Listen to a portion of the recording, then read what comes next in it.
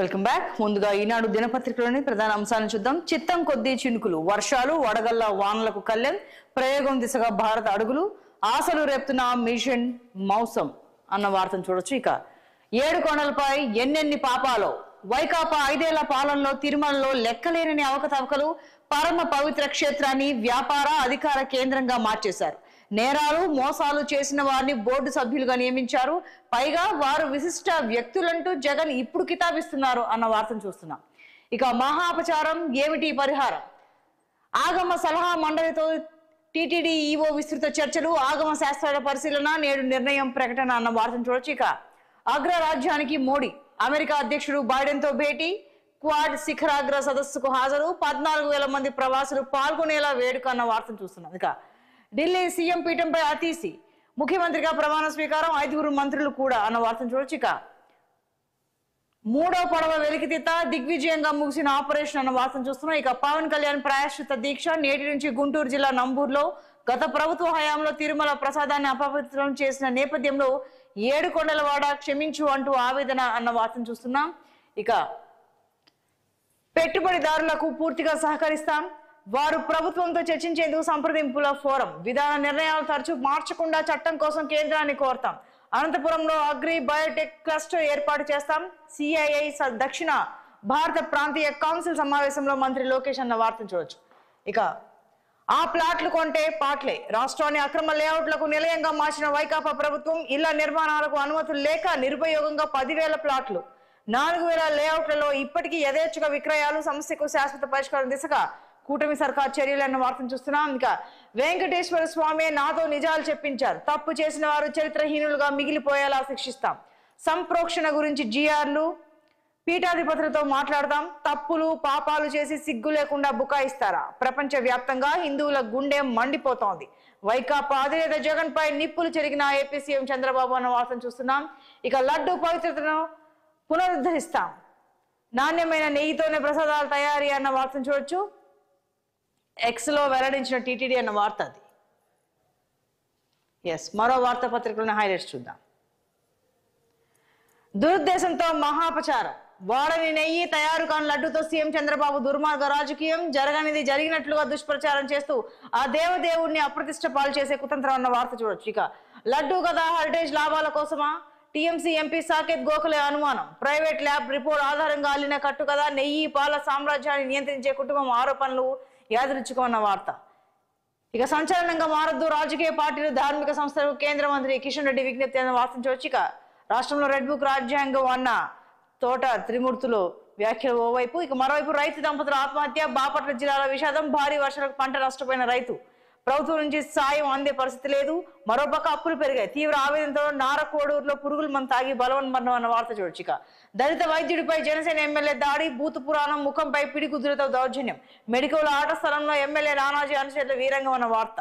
ఇక జగన్ పాలనలో జిఎస్డిపి పరుగులు, గత 5 ఏళ్లలో నికర జిఎస్డిపి 5 లక్షల కోట్లు పెరుగుదల అన్న వార్తను చూడొచ్చు. ఇక తొలి నుంచి అదే విముఖత, ఉచిత విద్యా వైద్యం పేదలకు దూరం చేయడమే చంద్రబాబు లక్ష్యం అన్న వార్తను చూడొచ్చు. ఇక లాభాల్లో ఉన్న అమ్మేశారు, ఫెర్రో స్క్రాప్ నిగమ్ లిమిటెడ్ విక్రయానికి కేంద్రం ఒప్పందం, మరో 2 ఏళ్ల పాటు 1000 కోట్ల ఆర్డర్ ఉన్న సంస్థ విక్రయం అన్న వార్తను చూడొచ్చు. ఇక లడ్డు గురించి దేవుడే నాతో మాట్లాడించాడేమో, మీడియాతో చంద్రబాబు చిట్ చాట్ అన్న వార్తను చూస్తున్నాం.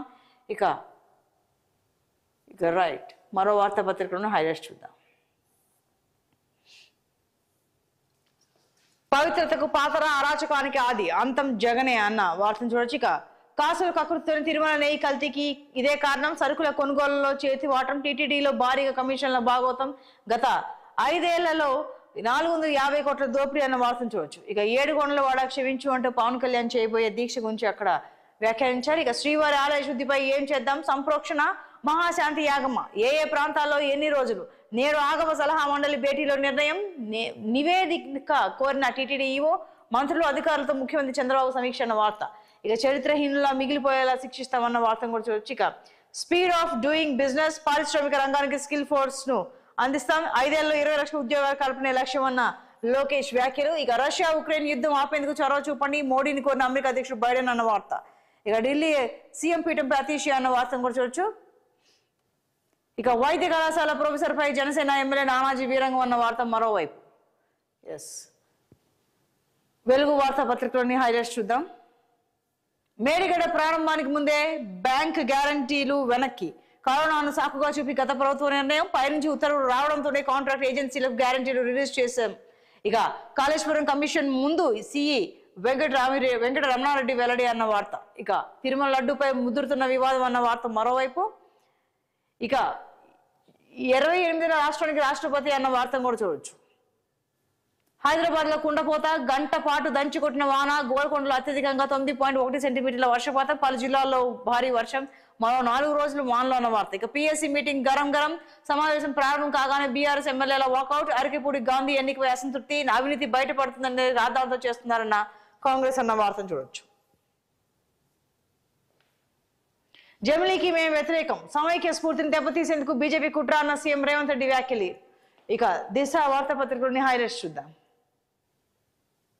రాజకీయ ఆధిపత్యం కోసమే జమిలీ ముసుగు, బీజేపీతో పాటు అరువులు చేస్తున్న పలు పార్టీలు అన్న వార్త. ఇక తెలంగాణకు సహకారం అందిస్తాం, ప్రభుత్వానికి హామీ ఇచ్చిన ప్రపంచ బ్యాంక్ అన్న వార్త మరోవైపు. ఇక 100 నియోజకవర్గాలు ఐటీఐ కాలేజీలు, యంగ్ ఇండియా స్కిల్ యూనివర్సిటీ పరిధిలోకి పాలిటెక్నిక్ అన్న సీఎం వ్యాఖ్యలు.